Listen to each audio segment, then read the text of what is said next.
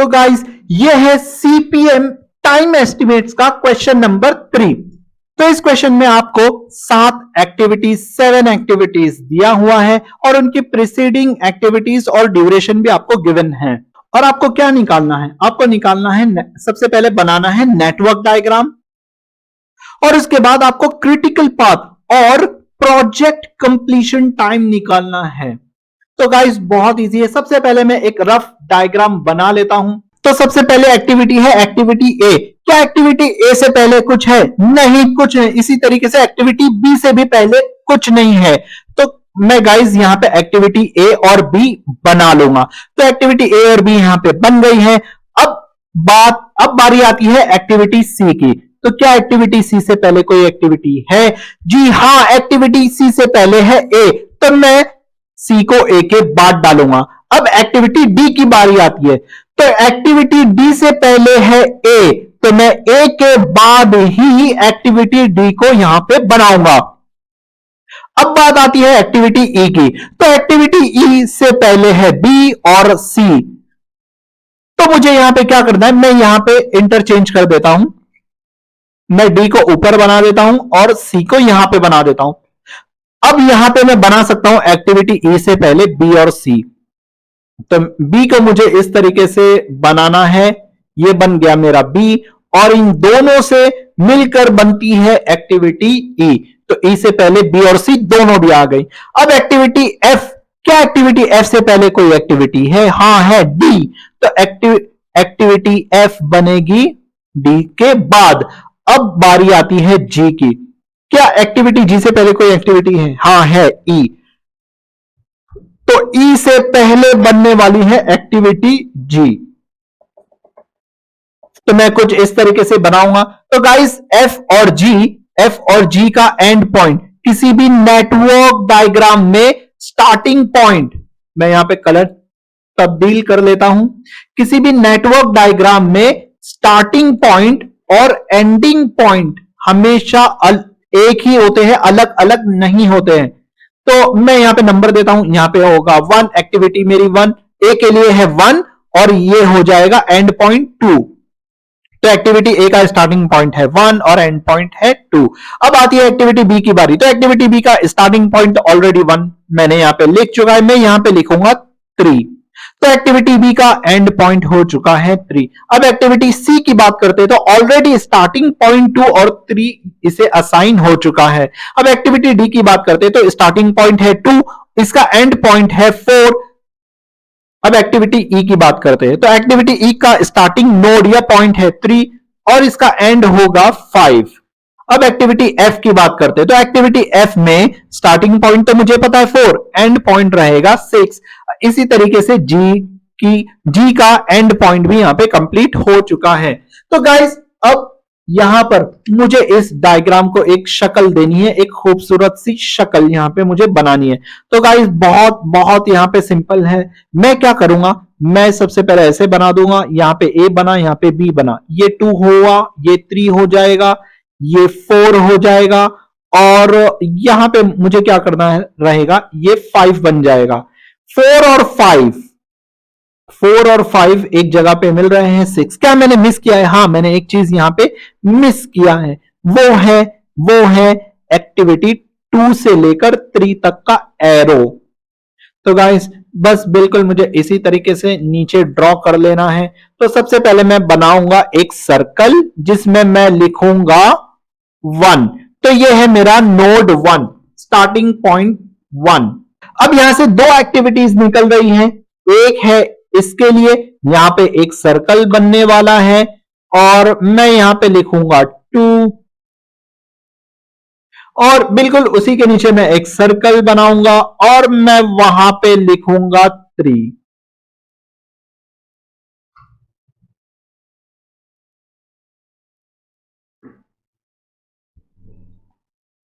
अब उसके बाद मुझे लिखना है 4 और 5 को। तो गाइस यहां से आएगा 4, कुछ इस तरीके से सर्कल बनने वाला है यहां पे और यहां से बनने वाला है सर्कल यहां पे 5। 4 और 5 के बाद जो सर्कल बनेगा वो बनेगा यहां पर, इस नोड के लिए या इस पॉइंट के लिए। ये है 4, ये है 5 और ये है 6। तो मैं एक बार क्रॉस चेक कर लेता हूं। जहां तक कि मुझे लग रहा है मैंने सही किया, हाँ मैंने बिल्कुल सही किया। मैं यहां पे नाम दे देता हूं ए बी और ऊपर डी। ए बी, ये है मेरा सी और यहां पे आएगा डी। तो मैं इसे प्रॉपर नाम देता हूं क्योंकि मुझे यहां पे नंबरिंग भी, मुझे इनके ड्यूरेशंस भी यहां पे लिखने पड़ेंगे। तो मैं यहां पे लिख देता हूं ए, ये होगा मेरा बी, ये होगा मेरा सी, ये है मेरा डी। अब नीचे है ई एफ और लास्ट में जी। तो यहां पे आएगा ई, यहां पे कुछ मिस्टेक हुई है तो गाइज यहां पे देखता हूं क्या मिस्टेक है। यह है ए, यह है बी, यह है सी, यह है डी, यह है एफ, यह है ई और यह है जी। तो क्या ये मैंने प्रॉपर बनाया है? तो मैंने ए लिखा है, बी लिखा है, सी लिखा है, डी भी लिखा है और यहां पे मुझे लिखना है एफ। यहां पे मुझे लिखना है एफ और यहां पे मुझे लिखना है ई। तो ये बिल्कुल सही है। यहां पे मैं लिखूंगा ई और यहां पे मैं लिखूंगा जी। तो गाइज ये मैंने कंप्लीट कर लिया है। अब मुझे इसके ड्यूरेशंस लिखना है। 4 ए में है 4, बी में है 6। तो मैं यहां पर भी लिख देता हूं ए 4 और 6। ये मुझे हेल्प करता है क्रिटिकल पाथ निकालने के लिए। तो यहां पे लिख दूंगा 4, बी में लिख दूंगा 6 और सी में लिख दूंगा 4 और मैं डी में लिख दूंगा 3 और इसी तरीके से मैं ई में लिख दूंगा 3। ई में फिर से 3 आएगा तो मेरा ई है यहां पे 3 और एफ में आएगा 1 और इस तरीके से जी में आएगा 2। मैं इन नंबर्स को दोबारा नीचे लिख देता हूं। गाइस यहां पे आप कंफ्यूज ना हो तो मैं इसे मिटा देता हूं। 4 6 3 4 मैं यहां पे लिख देता हूं बिल्कुल इस तरीके से 4 6 3 और ये है 4। एफ में 1 3 और 2। तो मैं यहां पे लिख देता हूं 1, यहां पे लिख देता हूं 3, यहां पे लिख देता हूं 2। अगर आप ब्रैकेट ना भी लगाए तो भी कोई दिक्कत नहीं, कोई प्रॉब्लम वाली बात नहीं है। और यहां पे मुझे इस तरीके से ब्रैकेट लगाना है। मैंने एक जगह पे कुछ गलती की है, क्या कोई मुझे फाइंड आउट करके बता सकता है कि वो गलती क्या है? एक्चुअली गलती नहीं है लेकिन इसकी वजह से गलती हो सकती है। वो है B6। B6 एक्चुअली ऊपर आना चाहिए क्योंकि जब हम एक नोटेशन को लेकर चल रहे हैं तो हम उसी नोटेशन को लेकर हर प्रॉब्लम को सॉल्व करेंगे ताकि हमें कोई प्रॉब्लम ना हो। और यार एक बार जब आपका कॉन्सेप्ट क्लियर हो गया है तो आप कहीं पर भी उसे लिख सकते हो। लेकिन लेकिन लेकिन मैं आपको सजेस्ट करूंगा कि आप सबसे पहले स्टार्ट टाइम और एंड टाइम जो फॉरवर्ड पास होता है, जो फॉरवर्ड पास होता है वो ऊपर होता है, आप उसे ऊपर ही रखिए। और जो बैकवर्ड पास होता है आप उसे नीचे ही रखिए, आप उसे नीचे ही रखिए। ओके, तो फॉरवर्ड पास में भी आप स्टार्ट टाइम और फिनिश टाइम लोगे, बैकवर्ड में भी स्टार्ट टाइम और फिनिश टाइम लोगे। बस डिफरेंस रहेगा, फॉरवर्ड में अर्लीस्ट लगेगा और बैकवर्ड में एल लगेगा। तो ये हमारा स्टैंडर्ड वे है, हम इसी वे को फॉलो करेंगे। तो गाइस यहां पे एक्टिविटी ए और बी दोनों 0 से स्टार्ट होती है तो मैं यहां पे लिख देता हूं 0। एक्टिविटी ए 4 डेज तक चलेगी तो मैं यहां पे लिख देता हूं 4। जैसे ही 4 डेज हो जाएगी एक्टिविटी ए हो जाएगी समाप्त। इसी तरीके से एक्टिविटी बी 6 डेज तक चलेगी तो मैं यहां पे लिख देता हूं 6। अब जैसे ही 4 डेज कंप्लीट हो जाते हैं तो एक्टिविटी डी और एक्टिविटी सी दोनों यहां पे स्टार्ट हो जाएंगे। तो एक्टिविटी डी का भी स्टार्टिंग पॉइंट 4 है और एक्टिविटी सी का भी स्टार्टिंग पॉइंट 4 है। अब एक्टिविटी डी कितने डेज ले रही है? तो एक्टिविटी डी ले रही है 3 डेज। 4 और 3 हो जाएंगे 7 डेज में एक्टिविटी डी कंप्लीट हो जाएगी। अब एक्टिविटी 4 ले रही है 4 डेज तो 4 + 4 8 डेज यहां पे हो जाएंगे। राइट, अब बारी आती है, अब मैं किसे लूं? मैं किसे लूं? मैं लेता हूं इस एक्टिविटी को, सबसे पहले कर लेता हूं। जैसे ही एक्टिविटी डी फिनिश हो गई 7 पे, तो एक्टिविटी डी का एंड पॉइंट, स्टार्टिंग पॉइंट रहेगा एक्टिविटी एफ का। तो इस 7 को मैं यहां पे लिख दूंगा। एक्टिविटी एफ कितने डेज ले रही है? 1 डे। तो मैं 7 में 1 को ऐड करूंगा, यहां पे आ जाएगा 8 डेज। अब गाइस निकालते हैं इस एक्टिविटी को। तो एक्टिविटी ई से पहले है एक्टिविटी बी और एक्टिविटी सी। एक्टिविटी सी 8 डेज में कंप्लीट हो रही है, जबकि एक्टिविटी बी 6 डेज में कंप्लीट हो रही है। एक्टिविटी बी जल्दी खत्म हो जाएगी, 6 डेज में एक्टिविटी बी निपट जाएगी, बराबर। अब बच जाती है एक्टिविटी सी। स्टिल एक्टिविटी सी 2 दिन और ज्यादा खींचेगी, बराबर। तो एक्टिविटी ई तब तक स्टार्ट नहीं हो सकती है जब तक कि उससे पहले वाली एक्टिविटी सारी की सारी फिनिश ना हो जाए। एक्टिविटी बी तो फिनिश हो चुकी है, लेकिन एक्टिविटी सी अभी भी 2 दिन बाकी है, राइट। एक्टिविटी बी फिनिश होगी 6 दिन में, और एक्टिविटी सी फिनिश होगी 8 दिन में, 2 दिन ज्यादा लगाएगी। जैसे ही 8 दिन हो जाएगी तो एक्टिविटी ई स्टार्ट होगी। तो एक्टिविटी ई का स्टार्टिंग पॉइंट क्या है? End point of activity 8, activity C. तो गाइस आप बी का 6 यहां पे मत लिख देना, जो कि रॉन्ग हो जाएगा, क्योंकि कोई भी एक्टिविटी तभी स्टार्ट होती है जब उससे पहले वाली सारी की सारी एक्टिविटीज फिनिश ना हो जाए, कंप्लीट ना हो जाए। ओके, अब एक्टिविटी ई कितने दिन ले रही है? 3 दिन ले रही है। तो 8 और 3 कितना होता है? 11। तो मैं यहां पे लिख दूंगा 11। अब बात आती है एक्टिविटी जी की। तो एक्टिविटी जी से पहले थी एक्टिविटी ई, जिसने 11 डेज ली है। तो 11 बन जाएगा एक्टिविटी जी का स्टार्टिंग पॉइंट। एक्टिविटी जी 2 दिन ले रही है कंप्लीट होने के लिए, तो 11 + 2 होते हैं 13 डेज। तो एक्टिविटी जी को कंप्लीट होने के लिए 13 डेज लगेंगे। और गाइस नोड 6 आपका एंड पॉइंट है। तो एंड पॉइंट में हम कौन सा नंबर लेते हैं? जो सबसे बड़ा नंबर होता है, जो सबसे बड़ा नंबर होता है 13। यहां पे 13 सबसे बड़ा है, 8 छोटा है। तो 13 जो हम लेंगे उसे हम लिखेंगे। तो गाइज इस 13 को हम लिखेंगे बैकवर्ड पास में। तो बैकवर्ड पास के लिए मैं ये कलर चूज कर लेता हूं और इस तरीके से यहां पे ब्रैकेट बना लेता हूं। एंड नोड इस पूरी एक्टिविटी का, इन पूरी एक्टिविटीज का, इस पूरे प्रोजेक्ट का एंड पॉइंट क्या है? वो है पॉइंट 6, मतलब नोड 6, बराबर। तो नोड 6 में सबसे बड़ा नंबर हमें एंड, सबसे बड़ा नंबर कौन सा मिल रहा है? 8 या 13? 13 डेज। 13 डेज में पूरा प्रोजेक्ट कंप्लीट हो जाएगा। तो 13 डेज हमारी बन गई। दोनों के लिए क्या बन जाएगी?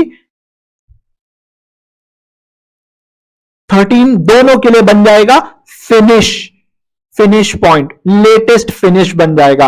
अब मुझे जी का लेटेस्ट फिनिश निकालना है, तो मैं इस 13 में से जी के ड्यूरेशन को, जो कि 2 है, माइनस कर दूंगा। 13 - 2 होता है 11। इसी तरीके से अब इस 13 में से मुझे एफ का ड्यूरेशन माइनस करना है, जो कि है 1। तो 13 में से जब मैं 1 को माइनस करूंगा तो यहां पे आएगा 12। तो 12 है latest start time activity F के लिए। अब गाइस बात करते हैं डी की। तो अगर मैं डी का फिनिश टाइम निकालूं, क्योंकि मुझे पहले फिनिश टाइम को ही निकालना होता है, तो फिनिश टाइम डी के बाद कौन सी एक्टिविटी है? डी के बाद कौन सा नोड है? इस नोड है 4। डी के बाद कौन सा नोड है? वो है नोड 4। तो इस नोड 4 का स्टार्ट टाइम है 12। तो 12 बन जाएगा डी का फिनिश पॉइंट। ओके, तो डी बन जाएगा, तो 12 बन जाएगा डी का लेटेस्ट फिनिश टाइम। ओके, अब मुझे स्टार्ट टाइम निकालना है, तो मैं क्या करूंगा? डी का ड्यूरेशन 3 है, उसे माइनस कर दूंगा इस 12 से।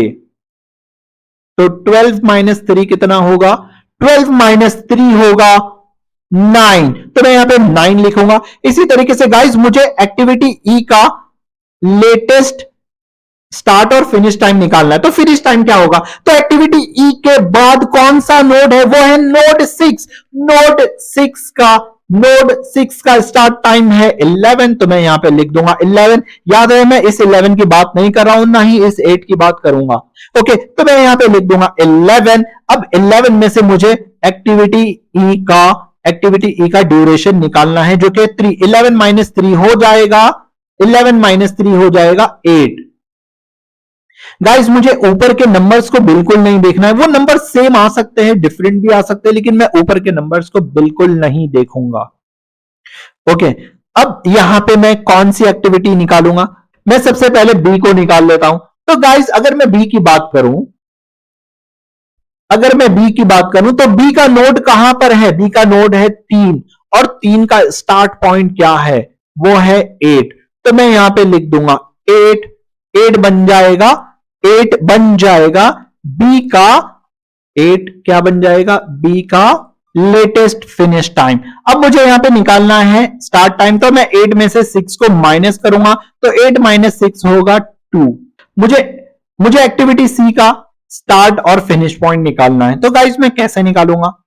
तो एक्टिविटी सी का फिनिश पॉइंट रहेगा, एक्टिविटी सी के बाद नोड क्या है? नोड 3। तो नोड 3 का स्टार्ट पॉइंट क्या है? 8। यही 8 यहां पे आ जाएगा। अब इस एक्टिविटी का स्टार्ट पॉइंट क्या होगा? तो इस 8 में से मैं एक्टिविटी का ड्यूरेशन जो कि है 4 माइनस कर दूंगा, तो मुझे मिल जाएगा इसका स्टार्ट पॉइंट। अब गाइस बात आती है एक्टिविटी ए की। तो एक्टिविटी ए का हम फिनिश पॉइंट कैसे निकालेंगे? एक्टिविटी ए के बाद कौन सा नोड है? वो है नोड 2। नोड 2 का स्टार्ट पॉइंट 9 भी है, और नोड 2 का स्टार्ट पॉइंट 4 भी है। तो गाइस सबसे छोटा नंबर मुझे लेना है। तो यहां पे सबसे छोटा नंबर जो मुझे मिलेगा वो है 4, ना के 9। तो मैं यहां पे 4 लिख देता हूं। अब 4 में से जब मैं 4 माइनस करूंगा तो ये बन जाएगा 0। तो गाइस इस तरीके से मैंने सारे लेटेस्ट स्टार्ट और फिनिश पॉइंट को भी निकाल लिया है। अब यहां पे एक्टिविटी बी के बारे में अगर हम बात करते हैं तो गाइस ये क्वेश्चन बिल्कुल राइट है, लेकिन क्योंकि एक्टिविटी बी के रास्ते से अगर आप जाओगे, मतलब अगर इस इस पाथ से अगर आप जाओगे, अगर आप बी से स्टार्ट करोगे तो आपको नुकसान उठाना पड़ेगा। ये है वो गड़बड़, 2-3 का आपको नुकसान उठाना पड़ेगा। तो गाइस ये क्वेश्चन का आंसर बिल्कुल राइट है। ओके, तो यहां पे गड़बड़ का मतलब है कि हमें एक्टिविटी बी को लेना ही नहीं है। तो जो भी स्मार्ट मैनेजर होगा वो कभी भी एक्टिविटी बी के रास्ते से तो जिंदगी में नहीं जाएगा, क्योंकि यहां पे अगर उसे 0 मिल जाता, यहां पे अगर मुझे 0 मिलता, अगर इस 2 की जगह पे मैं 0 मिलता तो यहां पे सब बराबर होता, यहां पे कोई गड़बड़ नहीं होती। लेकिन क्योंकि यहां पर मुझे 0 नहीं कोई नंबर मिला है, इसका मतलब यह है कि ये एक्टिविटी आपको लॉस देगी। अब गाइस हम बात करते हैं इस नोड की। तो नोड में सबसे पहले तो 0 0 आएगा, और नोड 2 में ऊपर वाला 4 आएगा और नीचे वाला 4 आएगा। नोड 3 की पहले नोड 4 की बात कर लेते हैं। तो नोड 4 में ऊपर वाला 7 यहां पे आएगा और नीचे वाला 12 यहां पे आएगा। नोड 6 में ऊपर वाला 8 यहां पे आएगा और नीचे वाला 13 यहां पे आएगा। यहां पे एक मिस्टेक हो गई है यहां पे, क्योंकि नोड 6 में एक्टिविटी जी भी है और एफ भी है, तो हमें गाइस सबसे बड़ा नंबर लेना है। तो सबसे बड़ा है 13, तो यहां पे मैं ऊपर वाला 13 ले लूंगा और नीचे वाला 13 लूंगा, इसे नहीं लूंगा। ओके, अब नोड 5 की बात करूं तो ऊपर वाला 11 आएगा, नीचे वाला 11 आएगा यहां पे। अब अगर मैं नोड 3 की बात करूं तो गाइस नोड 3 में इस एक्टिविटी को हम नहीं लेंगे। क्यों? क्योंकि मुझे यहां पे 0 मिलना चाहिए था, मुझे 2 मिल रहा है। तो कोई भी प्रोजेक्ट मैनेजर इस एक्टिविटी को नहीं करेगा। ओके, तो यहां पे हमें लेना क्या है? बेसिकली हमें तो यार मार्क्स चाहिए, तो हम सबसे पहले इसे ऊपर वाला 8 यहां पे लिख देंगे और नीचे वाला 8 यहां पे लिखेंगे। और गाइस इस तरीके से हमारा ये नेटवर्क डायग्राम यहां पे कंप्लीट हो चुका है। अब हम बढ़ते हैं आगे की तरफ। मैं इन सबको नीट और क्लीन कर देता हूं ताकि यार आपको कोई दिक्कत ना हो और मुझे भी ना हो, यार मैं भी तो इंसान ही हूं। तो गाइज मैंने नेटवर्क डायग्राम को यहां पे सक्सेसफुली बना लिया है। अब मुझे निकालना है क्रिटिकल पाथ।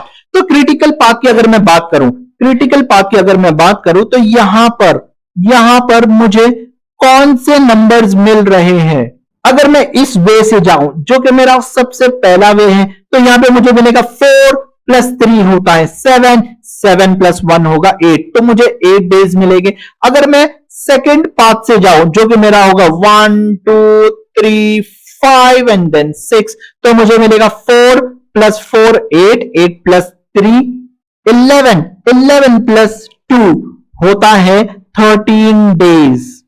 और अगर मैं इस वे से जाऊं 6 3 देन 2, तो मुझे यहां पे मिलेगा 6+3 होता है 9, 9+2 होता है 11 डेज।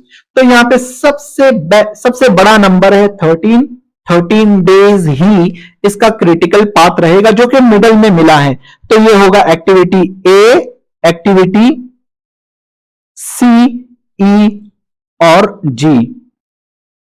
तो यहां पे मैं फॉरन क्रिटिकल पाथ लिख दूंगा। तो मेरा क्रिटिकल पाथ मुझे मिला है, क्रिटिकल पाथ मुझे मिला है पहले ए से होते हुए मुझे जाना है सी की तरफ, और सी से होते हुए मुझे जाना है ई की तरफ, और फाइनली मैं रुक जाऊंगा जी पे। अगर मैं इसे टोटल करूंगा तो मुझे मिलेगा 13 डेज। तो गाइज मैं यहां पे 13 डेज लिख दूंगा। अब मुझे निकालना है प्रोजेक्ट कंप्लीशन टाइम। तो प्रोजेक्ट कंप्लीशन टाइम क्या होता है? प्रोजेक्ट कंप्लीशन टाइम वही होता है कि कितने डेज में आपका क्रिटिकल पाथ अचीव हो रहा है। तो यहां पे प्रोजेक्ट कंप्लीशन टाइम है 13 डेज। तो गाइस क्वेश्चन नंबर ए को मैंने सक्सेसफुली यहां पे बना लिया है। अब बात आती है क्वेश्चन नंबर बी की। तो मैं क्वेश्चन नंबर बी को क्या करूंगा? सबसे पहले मुझे टेबल बनाना पड़ेगा इन टाइम एस्टिमेट्स को निकालने के लिए। सबसे पहले मुझे टेबल बनाना पड़ेगा टाइम एस्टिमेट्स को निकालने के लिए, और इस टेबल में मुझे एक्टिविटी चाहिए, मुझे ये एक्टिविटी चाहिए और ड्यूरेशन चाहिए। मुझे प्रीसीडिंग की कोई जरूरत नहीं। तो मैं सबसे पहले फटाफट इस टेबल को बना लेता हूं। तो गाइस आपके टाइम को मद्देनजर रखते हुए मैंने इस टेबल को यहां पे बना लिया है। मुझे यहां पे क्या करना है? मुझे यहां पे लिखना है स्टार्ट टाइम और फिनिश टाइम। ये किसका रहेगा? ई का रहेगा। तो मैं यहां पे सबसे पहले लिख लेता हूं ई का स्टार्ट टाइम और फिनिश टाइम, मतलब मुझे ऊपर देखना है। तो ए के लिए है 04 और बी के लिए है 06। तो मैं यहां पे लिख देता हूं 04 06। अब देखते हैं सी के लिए क्या है। सी के लिए है 48 और डी के लिए है 47। तो मैं 48 और 47 को यहां पर लिख देता हूं।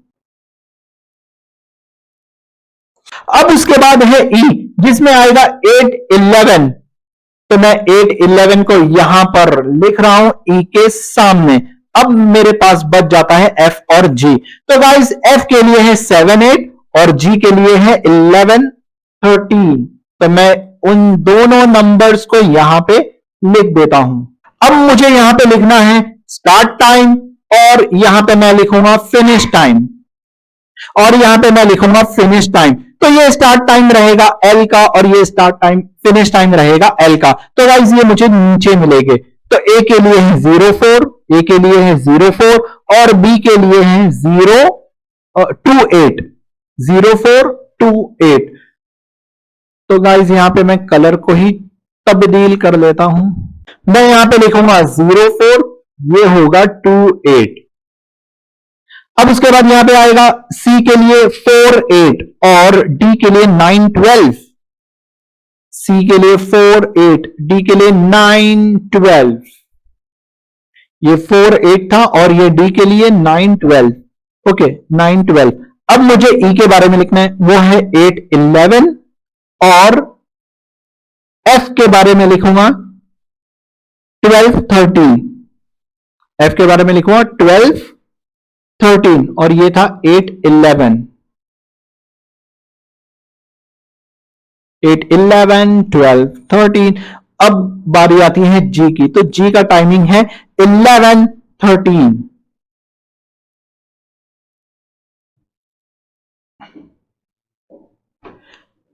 तो गाइस टाइम एस्टिमेट्स मैंने यहां पे सक्सेस तो गाइस टाइम एस्टिमेट्स हमने यहां पे सक्सेसफुली निकाल लिया है। ये था क्वेश्चन नंबर बी का आंसर। अब हम चलते हैं क्वेश्चन नंबर सी की तरफ।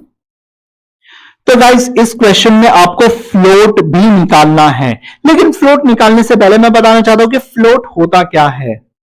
मैं यहां पे फॉर्मूलाज लिख देता हूं। बेसिकली हमें ऑल टाइप्स ऑफ फ्लोट यहां पर निकालना है। तो फ्लोट कितने टाइप्स के होते हैं? ओके, यहां पे फ्लोट कितने टाइप्स के होते हैं तो मैं यहां पे लिख देता हूं। सबसे जो पहला फ्लोट है, सबसे पहला फ्लोट है टोटल फ्लोट। टोटल फ्लोट वो आपको कैसे मिलेगा? वो आपको latest start time minus earliest start time से मिलेगा। तो अगर मैं सिंपल लैंग्वेज में यहां पे आपसे कहूं तो ये होता है ES, ये होता है EF। इसी तरीके से नीचे होता है LS और ये होता है LF।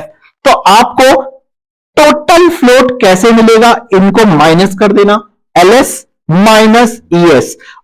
टी तो होता है टाइम, आप लिखो या ना लिखो बात तो एक ही है। तो अगर आपको टोटल फ्लोट चाहिए तो आप LS माइनस ES कर दो, आपको टोटल फ्लोट मिल जाएगा। तो बहुत ही सिंपल था टोटल फ्लोट निकालना।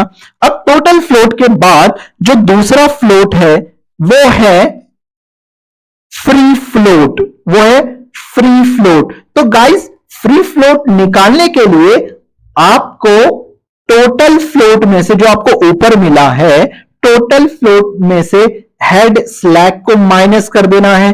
तो क्वेश्चन में हमें हेड स्लैग तो पूछा नहीं है, लेकिन क्योंकि फ्लोट तो पूछा है ऑल टाइप्स ऑफ फ्लोट, तो हमें फ्लोट निकालने के लिए हर एक्टिविटीज का एक एक एक्टिविटी का हमें हेड स्लैग निकालना पड़ेगा।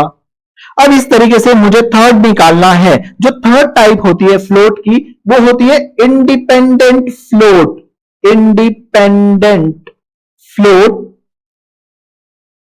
तो गाइस इंडिपेंडेंट फ्लोट निकालने के लिए आपको ऊपर देखो फ्री फ्लोट है, इंडिपेंडेंट सेकंड फ्लोट कौन सी है? Free float. तो आपको फ्री फ्लोट में से FF में से माइनस करना है टेल स्लैग को। तो जिस तरीके से फ्री फ्लोट निकालने के लिए आपने हेड स्लैग को माइनस किया था, इंडिपेंडेंट फ्लोट निकालने के लिए आपको टेल स्लैग को माइनस करना पड़ेगा। तो आपको टेल स्लैग भी कैलकुलेट करना ही पड़ेगा। अब जो फोर्थ टाइप है फ्लोट की उसको हम कहेंगे इंटरफियरिंग फ्लोट। Interfering float. तो गाइस इंटरफियरिंग फ्लोट है, इंटरफेयरिंग फ्लोट इक्वल होता है हेड स्लैग के। तो जो आपका हेड स्लैग है वही आपका इंटरफेयरिंग फ्लोट होता है। तो गाइस मैं जल्दी से एक टेबल बना देता हूं और हम जल्दी से इस फ्लोट को कैलकुलेट कर लेते हैं।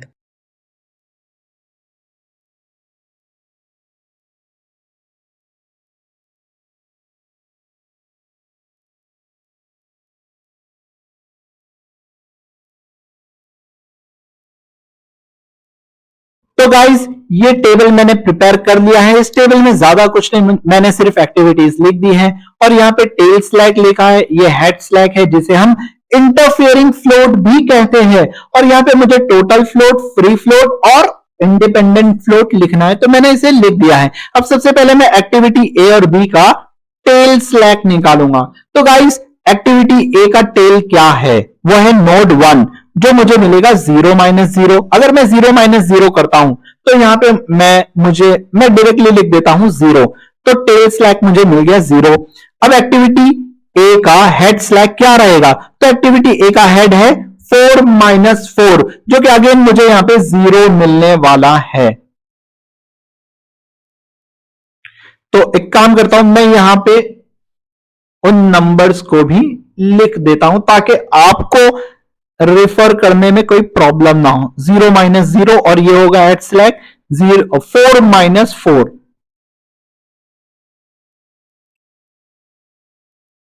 अब मुझे बी का टेल और हेड निकालना है। तो बी का टेल है 0 माइनस 0 और बी का हेड है 8 माइनस 8। तो गाइज मैं यहां पे लिखूंगा बी में 0 माइनस 0 जो कि मुझे मिलता है 0 और 8 माइनस 8 जो कि मुझे यहां पे मिल जाता है 0। अब गाइज यहां पर अगर मैं सी की बात करूं तो सी का टेल है 4 माइनस 4 और सी का हेड है 8 माइनस 8। तो मैं इसे जल्दी से यहां पे लिख देता हूं 4 माइनस 4 और 8 माइनस 8 मुझे यहां पे 0 ही मिलेगा। ओके, अब डी की बारी आती है। तो डी में टेल है 4 माइनस 4 और हेड है 12 माइनस 7। 4 माइनस 4 और 12 माइनस 7। तो 12 माइनस 7 0 तो नहीं होता है। तो यार गाइस 12 माइनस 7 होता है 5।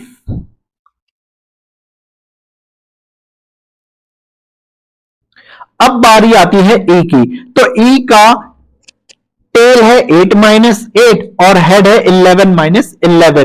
तो मैं फौरन बिना किसी टाइम के इसे यहां पर लिख दूंगा। अब ई के बाद बारी आती है एफ की। एफ में टेल है 12 माइनस 7 और हेड है 13 माइनस 13। तो मैं यहां पे लिखूंगा 12 माइनस 7। मैं यहां पे लिखूंगा 12 माइनस 7 और यहां पे लिखूंगा 13 माइनस 13। अब बारी आती है जी की। तो जी में टेल क्या है 11 माइनस 11 और हेड क्या है 13 माइनस 13। तो मैं इसे यहां पे लिख दूंगा।